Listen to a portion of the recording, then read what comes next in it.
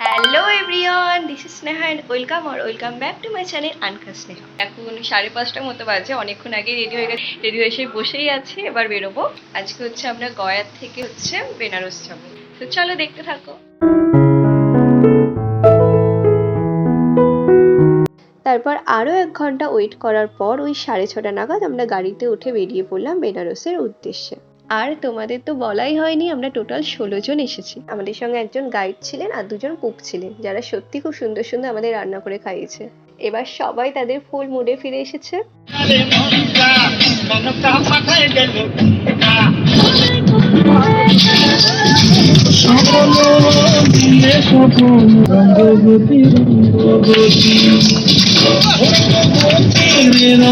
তারপর একটা হোটেলে নেমে আমরা ব্রেকফাস্টটা করে নিলাম।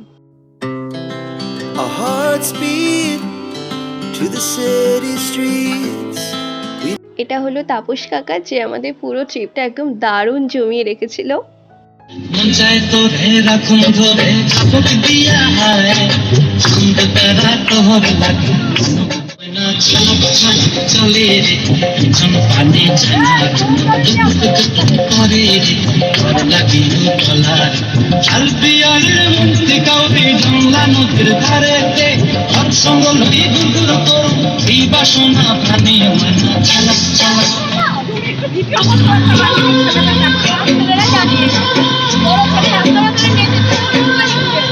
আর এই যে আমার পাশের জন গাড়িতে ওঠার পর থেকে একদম ঘুমিয়েই কাদা।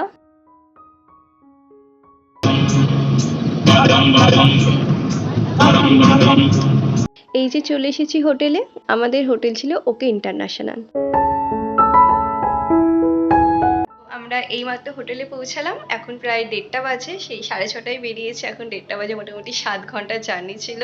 আর বাইরে প্রচন্ড গরম। এটা আমাদের রুম, আর আমাদের অপোজিটে আছে মাদের রুম, পিসিদেরও পাশে, সব পাশাপাশি আছে। ফ্রেশ হয়ে নেবো এবার, তারপর লাঞ্চ করে বিকেলবেলা বেরোবো। আজকে কাশী বিশ্বনাথ মন্দির দেখবো, তারপর গঙ্গা আরতি দেখবো। সো চলো দেখতে থাকো। তারপর লাঞ্চটা করে নিলাম। সো আমি পুরো রেডি হয়ে গেছি, এখন 5:45টার মতো বাজে। এবার বেরোবো। And this is my outfit. Hotel থেকে বেরিয়েই দেখছি বৃষ্টি পড়া শুরু হয়ে গেছে। তারপর টোটোয় করে বেরিয়ে পড়লাম। এতক্ষণ পর্যন্ত সব ঠিক ছিল, কিন্তু তারপর আমাদের সঙ্গে যেটা হলো, আমরা টোটোয় ওঠার আগেই বলে উঠেছিলাম যে আমরা দশাশ্বমেধ ঘাটে যাব, অর্থাৎ যে ঘাটে গঙ্গা আরতি হয়। এবং তিনিও রাজি হলেন, তাই আমরা টোটোয় উঠে পড়লাম। কিন্তু তিনি আমাদের নামিয়ে দিলেন হরিশ্চন্দ্র ঘাটের সামনে, অর্থাৎ যেটি বেনারসের একটি শ্মশান ঘাট। আমরা যখন ওনার কাছে শুনলাম আমাদের এখানে কেন নামানো হলো, ওনার বক্তব্য ছিল ওইদিকে রাস্তায় জ্যাম, ওইদিকে টোটো যাবে না। পাশে আমাদের একটা গলি দেখিয়ে দিয়ে বললো এখান থেকে 1 কিলোমিটার হাঁটলেই নাকি ঘাট। তারপর লিটারালি তিনি পালিয়ে গেলেন। আমরা সেই মতো 1 কিলোমিটার হেঁটে চলে আসলাম কেদার ঘাটে। এরপর কেদার ঘাটে এসে আমরা হলো নৌকায় উঠি। সেই মতো নৌকায় উঠে পড়লাম। পার হেড বললো 500 টাকা। আর কন্টিনিউ বৃষ্টি তো পড়েই যাচ্ছিল, খুব জোরে না পড়লেও পড়ছিল ভালো। তাই আমরা ঢাকা নৌকা দেখে উঠলাম। ওঠার পর নৌকা চালক বলল এই নৌকাটা নাকি খারাপ, পাশের নৌকায় যান, যেটা পুরো খোলা ছিল। এবার বৃষ্টি না হলে কোনো অসুবিধা ছিল না, কিন্তু বৃষ্টি পড়েই যাচ্ছিল। আমরা প্রায় ভিজেই গেছিলাম, তার মধ্যে খোলা নৌকায় উঠলে তো আরোই ভিজে যাব, তাই আর উঠলাম না। আমরা ওনার কাছ থেকে টাকা রিটার্ন নিয়ে চলে আসলাম দশাশ্বমেধ ঘাটের উদ্দেশ্যে। যাই হোক, এত কিছুর পর সবচেয়ে ভালো জিনিসটা হলো ভিড়ের মধ্যে না গিয়ে মন্দিরের উপর থেকে খুব সুন্দরভাবে আমরা গঙ্গা আরতিটা দেখতে পেলাম, যেটা আমার জীবনের সবচেয়ে সুন্দর মুহূর্তগুলির মধ্যে একটা হয়ে থাকলো।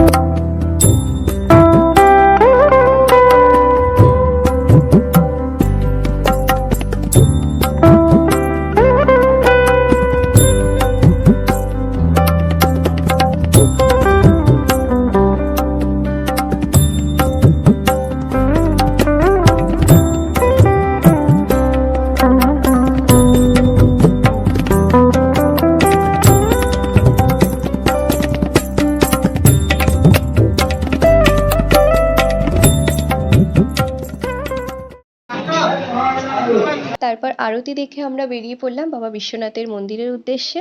তারপর ওখানে পুজো দিয়ে চলে আসলাম হোটেলে। হোটেলে আসার পরই আমাদের টিফিন দিল ভেজিটেবিল চপ। এখন 10টা বাজে, এইমাত্র হচ্ছে হোটেলে পৌঁছালাম। আজকে হচ্ছে দেখতেই পেলে গঙ্গা আরতি দেখলাম, তারপর কাশী বিশ্বনাথ মন্দিরে গেছিলাম, সেখানে পুজো দিয়েছি। আর বৃষ্টি তো পড়েই যাচ্ছিল, আমরা হোটেল থেকে বেরোনোর থেকে বৃষ্টি পড়ছিল, হোটেলে পৌঁছানো পর্যন্ত বৃষ্টি হয়েই গেছে। বৃষ্টিতে ভিজে পুরো সবার চিপচিপে অবস্থা হয়ে গেছিল। পাঁচতলা যাবো